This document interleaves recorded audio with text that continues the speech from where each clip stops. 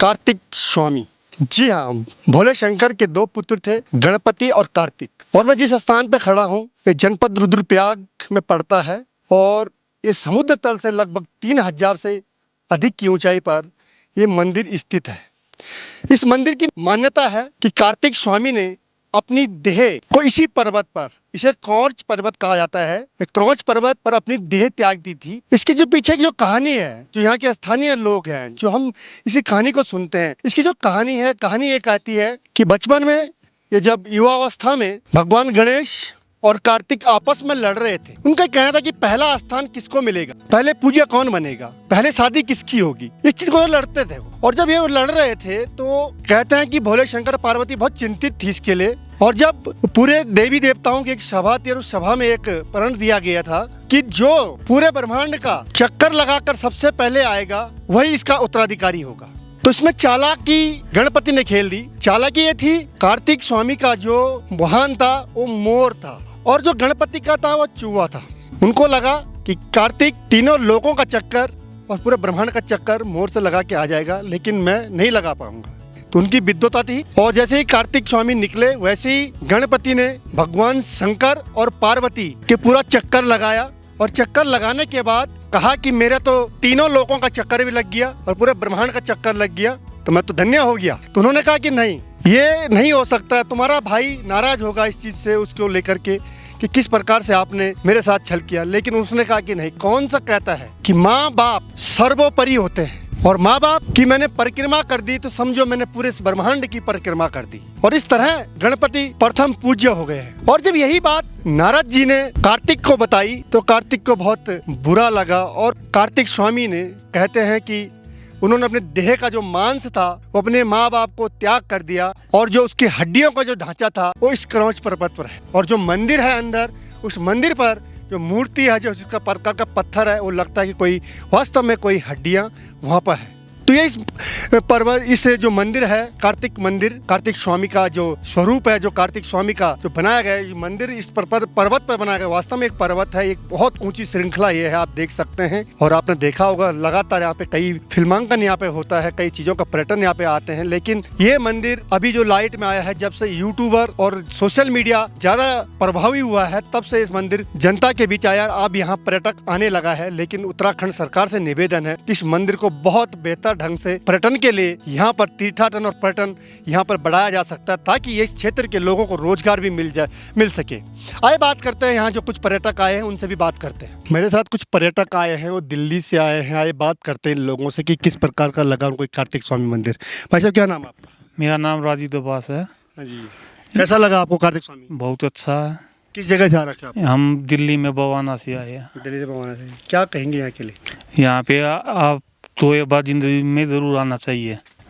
उत्तराखंड बहुत ही सुंदर जगह है। यहाँ पे जैसे बद्रीनाथ हुआ, रुद्रप्रयाग से ज़्यादा दूरी पे नहीं है, 70 किलोमीटर दूर है रुद्रप्रयाग से, और 3.5 किलोमीटर की हाइट पे है, और बहुत ही ज़्यादा कठिन चढ़ाई भी नहीं है। कितनी बार आ गए यहाँ पे? हम ये पहली बार आए यहाँ पर। पहली बार आ रहे हैं। आपका नाम क्या है? मेरा सुमन डबास। सुमन डबा जी, कैसा लगा आपको पहाड़ यहाँ आके? बहुत अच्छा। कैसा लगा मंदिर? मतलब नेचुरल ब्यूटी है यहाँ पे एक तरह से। ऊपर आने के बाद बहुत अच्छा लग रहा है, बहुत अच्छा लग रहा है। बेटा, आपका नाम क्या है? हिमांशी। पहली बार आए हैं आप पहाड़? हाँ। कैसा लगा पहाड़ में आके? बहुत ज़्यादा अच्छा। मंदिर कैसा लगा? बहुत सुंदर है। बहुत सुंदर है। तो देखिए साथी, ये थे दिल्ली से कुछ लोग आए हैं जो पर्यटक यहाँ पे आए हैं, और उनको भी बहुत अच्छा है मंदिर लगा, क्योंकि वास्तव में इसकी खूबसूरती अपने आप बनती है, क्योंकि सबसे इतनी हाइट इसकी दी गई है कि इसके चारों तरफ ऐसा लगता है कि शायद हम सबसे ऊपर हैं। गौरव भाई, आप देहरादून से आए हैं, कैसा लगा आपको ये मंदिर? मुझे यहाँ पे बहुत अच्छा लगा।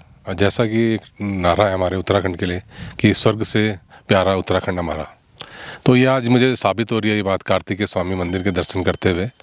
और मुझे ये भी, मैं माननीय मुख्यमंत्री और अपनी सरकारों से, जो पिछली सरकारें भी गई और जो इस समय वर्तमान में है, उनसे निवेदन है कि इस कार्तिक स्वामी मंदिर को तीर्थाटन पर्यटन के रूप में विकसित करें, जिससे यहाँ के लोगों को रोजगार भी मिल सके। और वो पलायन जो है, जो पलायन आयोग बनाया सरकारों ने, वो उससे बढ़िया तो यह है कि यहाँ के तीर्थाटन पर्यटन को हम बढ़ावा दें। पलायन आपको तो बकवास का है वो जो बनाया भी था, तो इससे क्या है, रोज़गार भी हमारे बच्चों को मिलेगा, नई पीढ़ी को मिलेगा, और वो इसकी जानकारी भी नई पीढ़ी को साझा हो सकेगी। जी, बहुत बड़ी बात आपने कही। वास्तव में तीर्थाटन पर्यटन को हमको बढ़ावा देना चाहिए ताकि यहाँ पे पर्यटक आएगा और स्थानीय लोगों को यहाँ पर रोजगार भी मिलेगा। मेरे साथ जो यहाँ के पुजारी हैं कार्तिक स्वामी मंदिर के नरेंद्र पुरी, आए उनसे बात करते हैं। पुरी जी, स्वागत है आपका हिमालय प्लस चैनल पर हमारे। धन्यवाद आपके चैनल का। पुरी जी, जिस ढंग से बहुत सुंदर स्वर्ग जैसे जगह में ये कार्तिक स्वामी मंदिर है, दिख रहे हैं हम लोग, यहाँ पहुँचने के लिए कैसे आना पड़ता है? यहाँ पहुँचने के रुद्रप्रयाग से लगभग 35-40 किलोमीटर की दूरी पे कनकचोरी नामक स्थान है। वहाँ से 3.5 किलोमीटर पैदल ट्रैक से यहाँ आप पहुँच सकते हैं।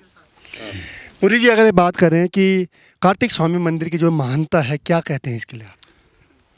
जब गणेश और कार्तिकेय जी के बीच ये हुआ कि जो श्रेष्ठ का वरदान होगा वो किसे दिया जाएगा, उनके बीच एक प्रतियोगिता रखी गई। जो ब्रह्मांड के चक्कर लगा के पहले पहुँचेगा वही श्रेष्ठ माना जाएगा। तो गणेश जी ने चतुराई कर माता पिताजी के चक्कर लगाए और कार्तिकेय जी ब्रह्मांड के चक्कर पर चले गए। जब वो वापस आए, उन्होंने देखा तो गणेश की शादी हो के उनको जो है कि श्रेष्ठ माना गया। तो ये अपने माता पिताजी से नाराज़ होकर अपना मांस पिंड त्याग करके हड्डी का ढांचा स्वरूप लेके यहाँ पे आए और यहाँ पे तपस्या में लीन हो गए। तत्पश्चात उसके कार्तिक माह की जो वैकुंठ चतुर्दशी होती है, कहा जाता है कि उस दिन सभी 33 कोटि देवी देवता भगवान कार्तिक को मनाने यहाँ पे आते हैं। अभी भी यहाँ पे उस दिन जो है अखंड जागरण का आयोजन किया जाता है और ये मान्यता कि उसके बाद कार्तिकेय जी को साउथ का हिस्सा दिया जाता है। अच्छा, तो ये मानता है। देखिए, मैंने जिस प्रकार से आपको बताया वही बात यहाँ पे है आई है। और इसको कहा जाता है कि तब कार्तिकेय जी की एक पूजा होती है वो साउथ में होती है। जो यहाँ से जो बात थी, यहाँ से जब कार्तिक स्वामी को जो साउथ का जो हिस्सा दिया गया था, तो मुरुगन स्वामी के नाम से उनकी पूजा की जाती है।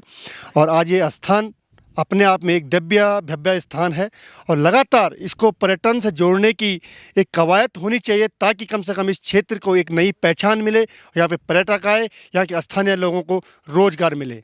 इस मंदिर पर पहुँचने के लिए रुद्रप्रयाग से कम ये 40 किलोमीटर की दूरी पर है और 3 किलोमीटर यहाँ पैदल आना पड़ता है। आप कभी भी इस मंदिर के लिए आ सकते हैं। हिमालय प्लस के लिए मैं प्रमोद खंडूड़ी।